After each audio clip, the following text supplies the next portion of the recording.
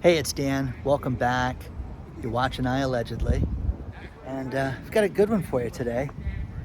I am just outside of a place called Newport Island. And one of the subscribers wrote me and said to come to this side. It's kind of a different side of Newport. It's more north, right next to Huntington Beach. You go over the bridge and you're in Huntington Beach. But it's a lot to cover today in the economy. Banks are basically upside down like $1 trillion, and they're taking all this risk right now. We just got the job numbers out. Jerome Powell is pontificating about the same stuff, and inflation's not good. I'm going to cover all this. But please like the video. Please subscribe to the channel. Also make sure that you have the bell notification hit, because people are telling me, hey, I've been getting notified about your videos lately. So take a look at that. Sometimes YouTube will knock you off and things like that, and you just want to make sure that you've got that clicked. Now, first things first, the job numbers came out today, and they were anticipating that we were going to have 200,000 jobs in the last month. Great, everything's fantastic. No, it's kind of a problem. We lost 75,000 jobs in manufacturing. We lost professional services jobs.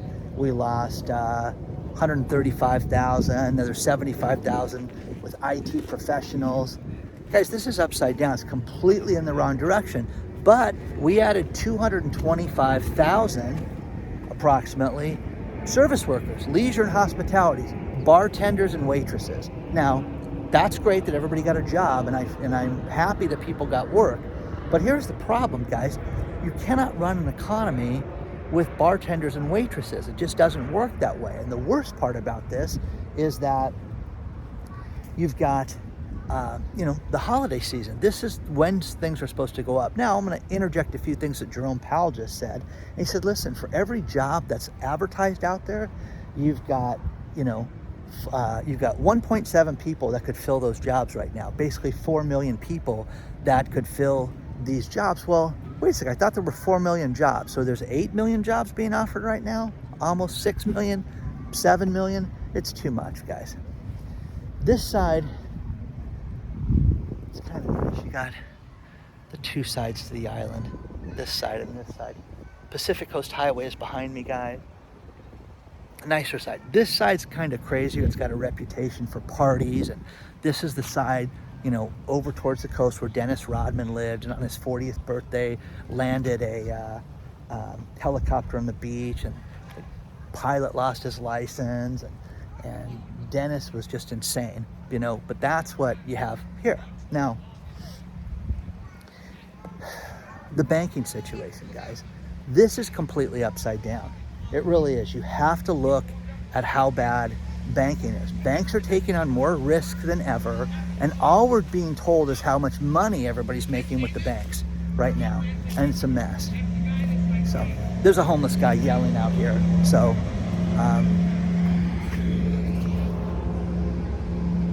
I like when they call the workers out in their vests that they're going to do something, and not the cops. So let me move.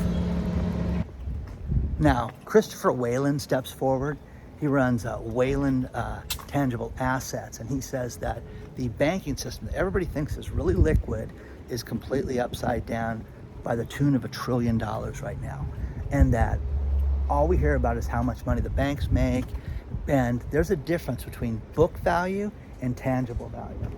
This is the park I was just at, and this is the top of one of the next street over. It's kind of nice.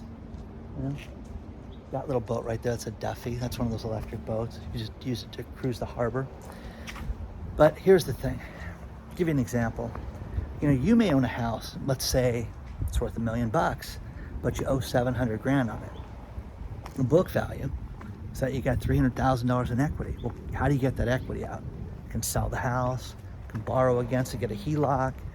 These banks are playing games with liquidity when they really don't have the money that they're saying that they have, and basically putting it from one pocket to the next and telling us how solvent they are, but they're not. And today I heard somebody talk about TARP, which is what happened when Barack Obama came into office in 2009, January 2009 he came in, and they had to have all these stimulus programs that the banks are going to be bailed out again. And that Greg Manarino said the same thing this morning.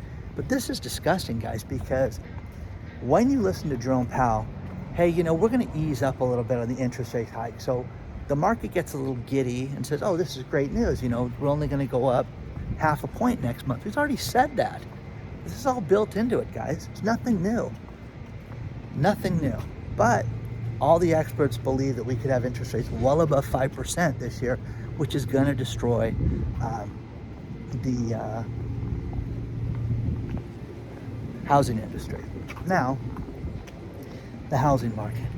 Heard the greatest story about this today, and that as the collapse increases and the air gets let out of the housing tire, you're going to hear the hiss get louder and louder and louder. And, you know, there is a great article from Inman where they were talking about how there is going to be no housing crash. And it's funny, guys, when you read this, this is absolutely, you know, it's comical because it is going to be bad. The people that don't want it to be bad are the people that are in that industry.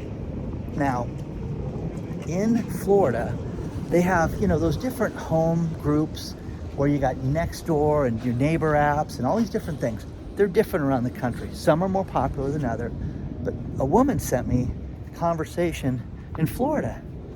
And the majority of these people are like, hey, I got laid off in September from my job in the mortgage industry. I was in it for 21 years. I can't find anything.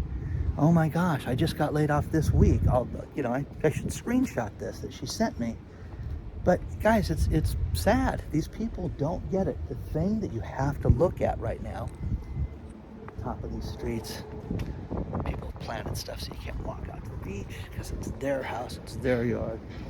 So, but get yourself ready, guys. People's advice on what to do to get a job, it's horrible because as we see the real estate market completely take a turn right now, people don't want to admit it. People don't want to admit that it's going to be bad. People don't want to admit that they're borrowing too much against an asset that's going to go down in value. And that is going to happen. So, the other thing is, I apologize about the schedule lately. You know, with my girlfriend being as sick as she is, my commitments to them and the doctors and the nurses and everybody that we've hired for this, you know, it takes me to where I have to do that. Things will be back to normal within the next few days, and I appreciate your prayers and your thoughtful, you know, words and everything you guys have sent me. You know, this time of the year I always put my address out for holiday cards and things like that. It'll be in the video description below, and anything you guys want to send us is appreciated. So this video is going to have a tremendous amount of banking warnings, but here's another warning for you, which I love. The tsunami warning: run like hell, guys. Okay? Needless to say, if there's a tsunami, and give you an idea where I'm at, the end of that street where the cars just passed, that's the ocean, guys. Yeah, you just would be swimming in 30 feet of water right about here. Okay? So run, yeah, that way, run. Anyways, Nathan Sheets, the chief economist for Citibank. Again, I love these names that these guys come up with. We're going to have rolling recessions in 2023. Now, here's the thing I give this guy credit for, is that this is not, hey, we can control it. No, get ready. Get ready for problems. Get ready for sectors to be completely destroyed. Get ready for countries to be completely upside down. Get ready for real estate to be upside down. The effects of the pandemic on the economy, the effects of Russia, Ukraine, and the effect of global supply chain issues that are clearly not fixed. And, you know, when you read this, the articles below, I give this guy credit because it's not, hey man, everything's going to be great and we're going to get through it. We're going to have our challenges, but full steam ahead, go buy that house. No. No. Speaking of buying a house, Fannie Mae and Freddie Mac, they keep raising the amount of money that will be covered by a federally backed mortgage with Fannie Mae. And one thing that's interesting about this is it used to be around $706,000. Then they raised it here in California to $900,000. Now it's $1,067,000. Guys, go borrow all the money you want. Go buy anything you want. The idea is not to have $1 million worth of debt. It really isn't. Now, the Meet Kevins of the world, I like the guy, got a lot of respect for him in a lot of areas, but the idea of this leverage for the average person, not everybody wants to get rich in real estate. People just want to get by and have a comfortable life and go on vacation and take care of their kids.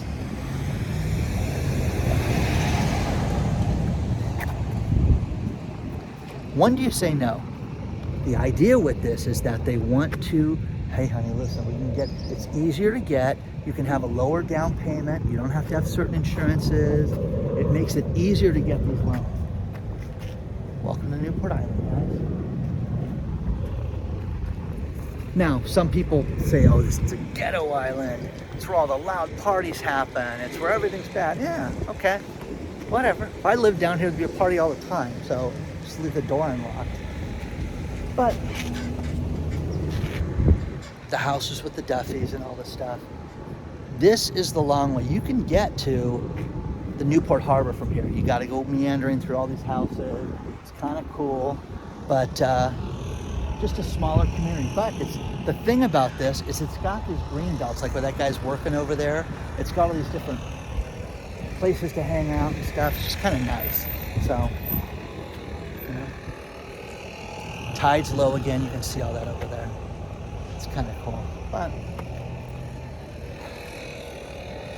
these warnings I take seriously. Citibank I take seriously. I had a debit card, Chase account, misplaced it. Okay, oh, I'll find it. Got enough on my mind right now. Well, I start getting warning, ding, ding, ding, ding, ding, ding, ding. Did you make this charge? I'm like, yeah, I made that one. Then all of a sudden some jackass went to Jack in the Box, CVS,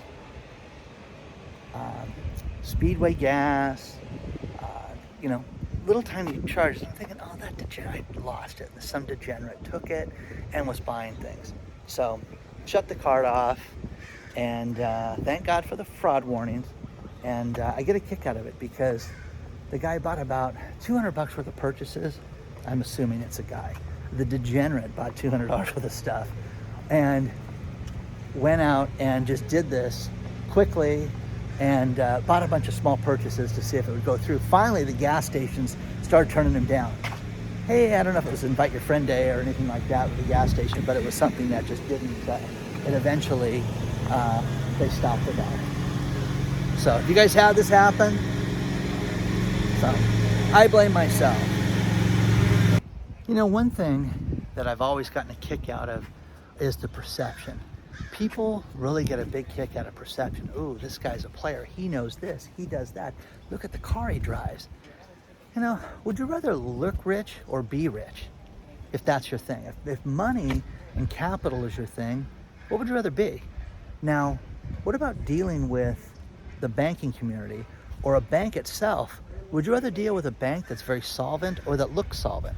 Would you rather be with a bank that you know is going to be there if you need them, if you need additional capital, if you put your money in the bank, if you're making payments on a loan? Wouldn't you want them to be financially solid? Right now, think about this. London is trying to change the banking status for the banks in London so that they can maintain one of the world's maintained as one of the world's leading lenders for business. And again, because they don't have it, they had a real problem with Brexit. Read this article below about how they got kicked out, but now they're trying to finagle and change the banking system so that London looks a certain way. Okay, great. You know, shine them up, man. Put a new suit on those people. They'll be great. The point is that they may not be around, guys.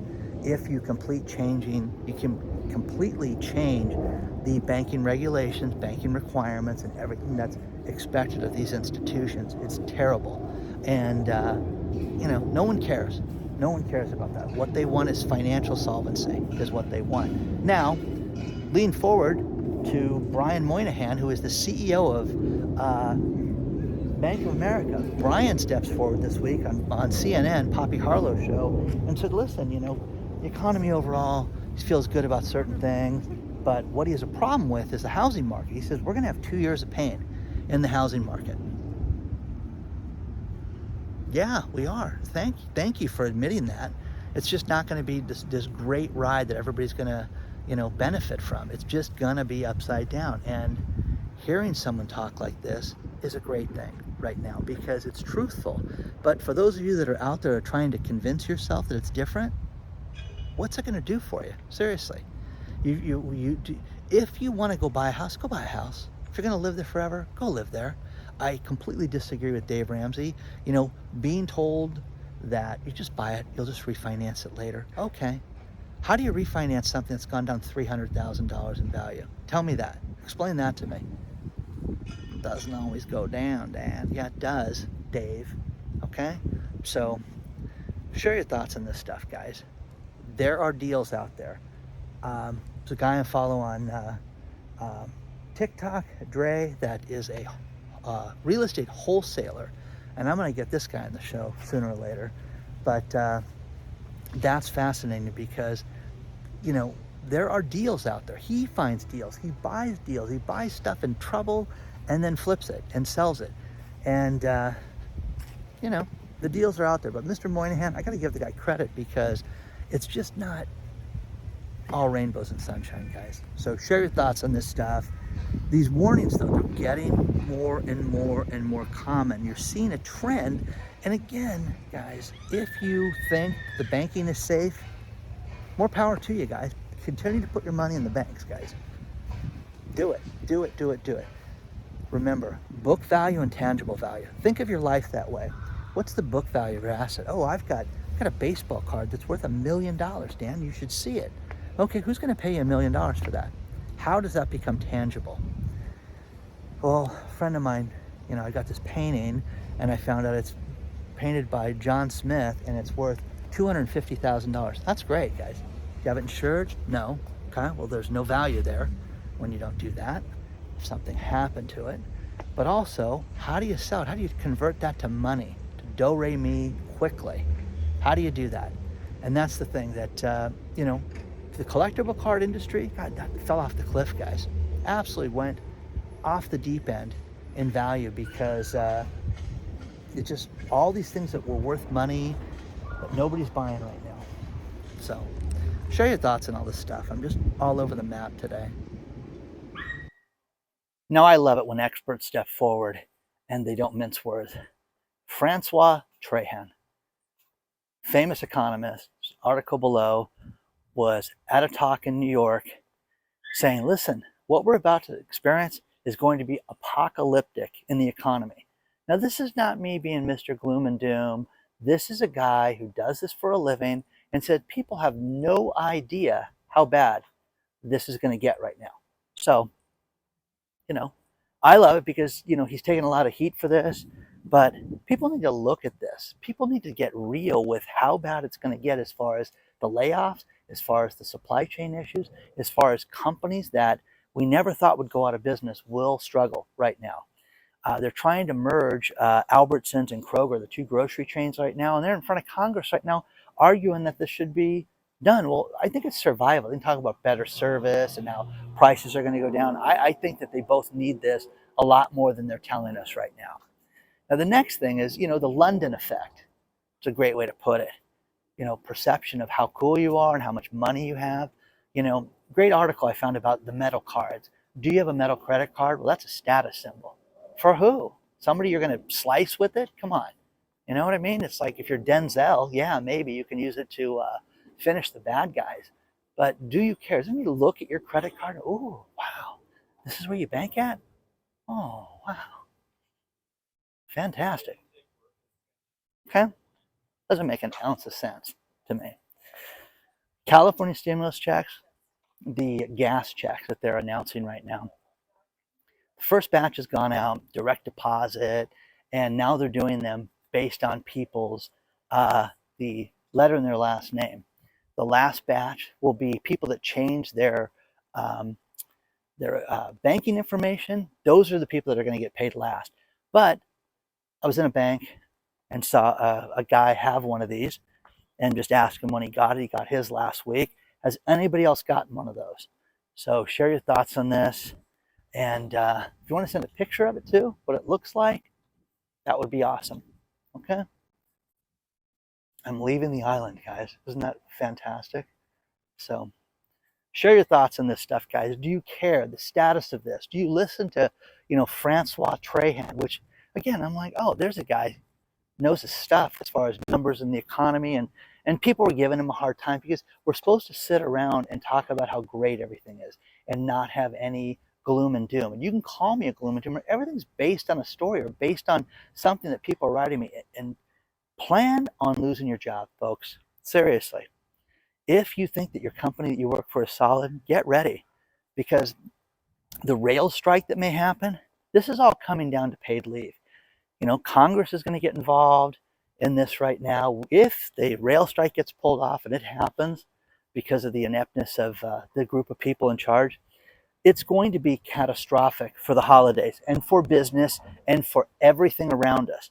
But this all comes down to paid leave, giving people an extra week paid leave for, yearly. Give it to them. Who cares? Seriously. Want the stuff to stop? Let's argue about that. Okay? Now, you can sit down and tell me you don't have paid leave at your job. Have a new contract. Have a union contract. They make a ton of money.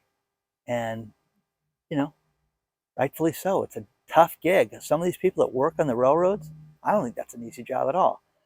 Share your thoughts on this stuff, guys. Let me know what you think about this. Is the paid leave the final straw? Is that the thing that's going to do it? I think that they're going to settle this thing.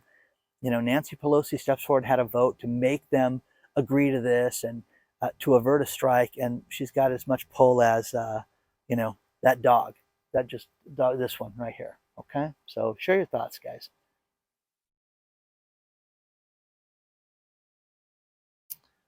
This place has a feeling of Newport Harbor.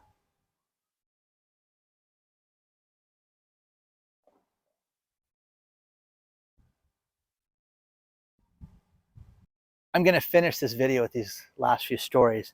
Janice, a subscriber, wrote me and told me how she was buying an apartment in Montreal and went to her bank and needed to withdraw $225,000 out of her account. And they said she wanted to get a bank draft, which is our version of a cashier's check. And they said, we're sorry, we have nobody here that has the authority to do that for that size. You have to go to another branch. What? Can't sign a cashier's check? No, not for that amount. Now, I don't care if you have $5,000 in your account, guys, you should have the direct number to the bank, the branch that you bank at, so you can call them and say, hey, I'm coming over. I'm going to get $500. You guys have cash in the bank. You can think I'm crazy, but should you go to different locations to get the cashier's check. Michael Burry from Big Short fame steps forward again. I love the Twitters. I love the announcements. This guy's back talking about how bad everything's going to be and that we're going to have a multi-year problem. Now, do you trust that guy? Because I do. I think he's brilliant. Little kookaburra-ish. Okay?